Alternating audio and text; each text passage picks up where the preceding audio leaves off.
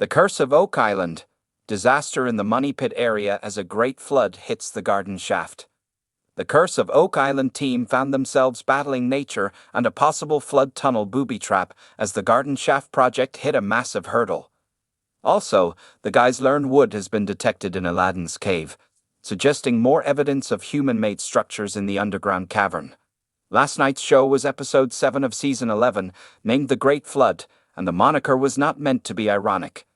A once-in-a-generation storm battered Oak Island and Nova Scotia, causing widespread destruction across the province and leaving the garden shaft with 30 feet of water. Before the storm, Dumas Mining Ult representative Roger Fortin took Marty and Rick Lagina down the garden shaft to give an update on the miners' progress. They had increased the shaft depth from about 82 feet to 87 feet. Water was constantly dripping down the shaft, but Roger seemed very confident they could stop the flow using an expanding foam. However, after the storm hit, the team found the garden shaft full of water. The storm obviously contributed to the flooding, but Roger could not understand where the water was coming from. Oak Island team suspect they've hit a flood tunnel at the garden shaft. The shaft was bone dry last year, so why was there now 30 feet of water? The guys speculated that maybe going the extra depth meant they had hit a flood tunnel. These ancient booby traps, known as flood tunnels, were first encountered by the Onslow Company in the 19th century and are thought to release a torrent of water when breached at a depth of about 90 feet. The guys don't know if they've hit one of these flood tunnels, but it's massively frustrating. The excavation will now be put on hold for an indeterminate time while the Dumas crew works on figuring out where the water came from and how to stop it.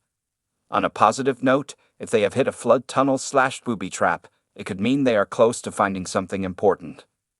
Discovering wood at Aladdin's cave indicates human structures. Elsewhere, Dr. Ian Spooner and his colleagues Dr. Matt Lukeman and Dr. Fred Mickles were back in the war room with another round of data from their water testing.